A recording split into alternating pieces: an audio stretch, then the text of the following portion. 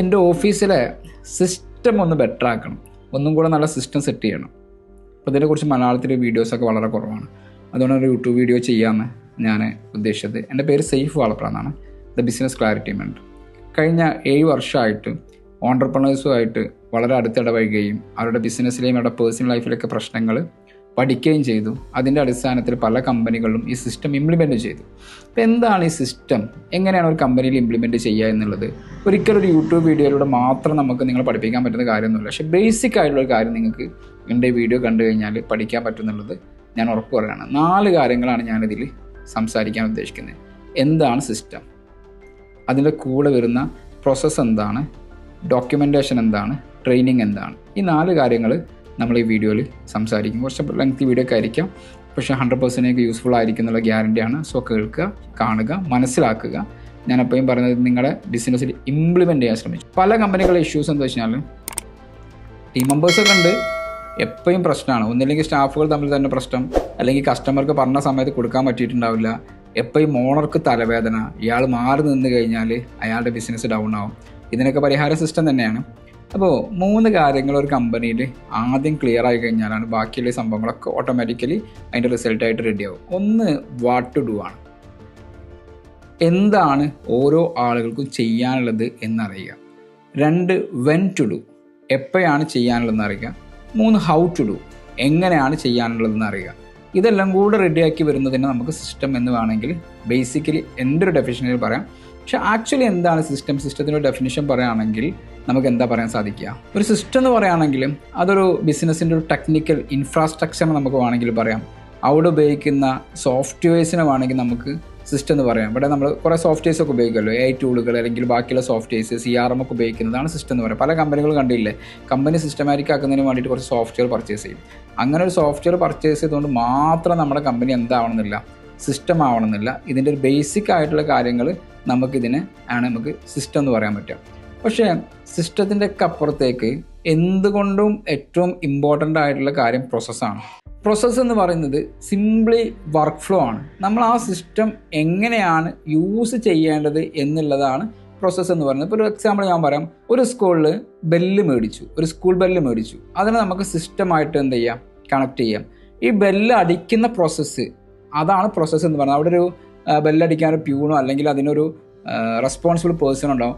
അയാളത് കറക്റ്റ് സമയത്ത് എല്ലാ ദിവസവും ചെയ്ത് കഴിഞ്ഞാലല്ലേ ആ ബെല്ല് മേടിച്ചതിൻ്റെ റിസൾട്ട് ആ സ്കൂളിന് കിട്ടുള്ളൂ. അത് ഏതെങ്കിലും ഒരു ദിവസം ബെല്ലടിച്ചാൽ കിട്ടുമോ? ആഴ്ചയിൽ ഒരു ദിവസം ബെല്ലടിച്ചാൽ കിട്ടില്ല. എല്ലാ സമയത്തും ആ മേടിച്ച നമ്മളെ ടൂളിനെ ഉപയോഗിക്കേണ്ട രീതിയിൽ ഉപയോഗിക്കുക എന്നുള്ളതാണ് പ്രോസസ്സ് എന്ന് പറയുന്നത്. ആ പ്രോസസ്സ് എങ്ങനെയാണ് ചെയ്യുക എന്നുള്ളതാണ്. അപ്പോൾ ഒരു എക്സാമ്പിൾ, ഇപ്പോൾ നിങ്ങളുടെ കമ്പനിയിലാണെങ്കിൽ നിങ്ങൾ സോഫ്റ്റ്വെയർ യൂസ് ചെയ്തിട്ടുണ്ടാവും, മാനേജർ വെച്ചിട്ടുണ്ടാവും, ടീം ലീഡേഴ്സിനൊക്കെ വെച്ചിട്ടുണ്ടാവും.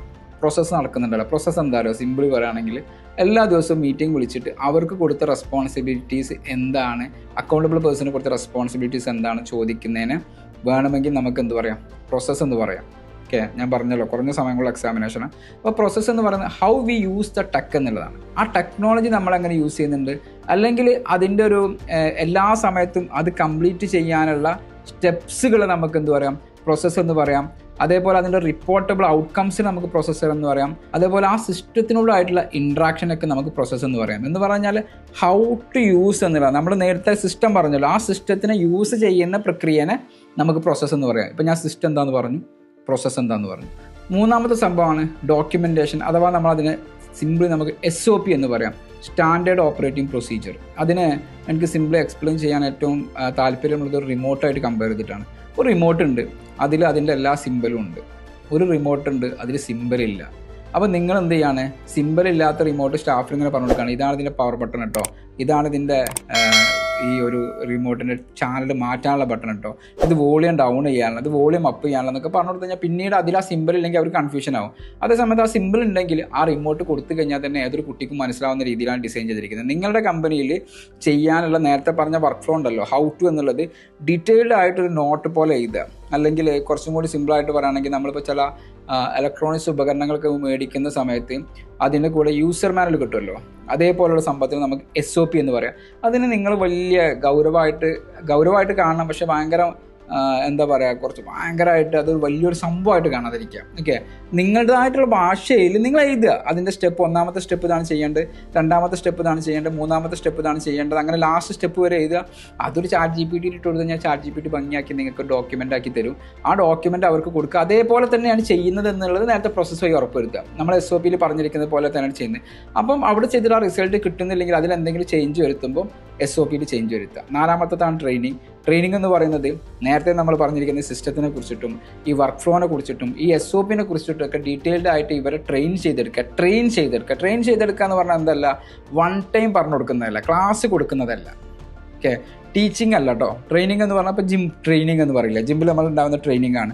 എന്താണ്, അയാൾ അങ്ങനെ കൺസിസ്റ്റൻ്റ് ആയിട്ട് മോണിറ്റർ ചെയ്തിട്ട് ഓരോ ആളുകൾക്ക് ഓരോ രീതിയിലായിരിക്കും അല്ലേ. എനിക്ക് വേണ്ടതുപോലെ ആവില്ല ജിമ്മിൽ എന്ത് ചെയ്യാം, അടുത്ത ആൾക്ക് വേണ്ട ട്രെയിനിങ്. എനിക്ക് ചിലപ്പം വെയിറ്റ് ഗെയിൻ ആയിരിക്കും, ഇയാൾക്ക് വെയിറ്റ് ലോസ് ആയിരിക്കും. ചില ആളുകൾക്ക് ബോഡി ഫിറ്റ് ആവാനായിരിക്കും, ചില ആൾക്ക് വയറ് കുറക്കാനായിരിക്കും. അപ്പോൾ അതിനനുസരിച്ചിട്ടല്ല അയാൾ ചെയ്യുക.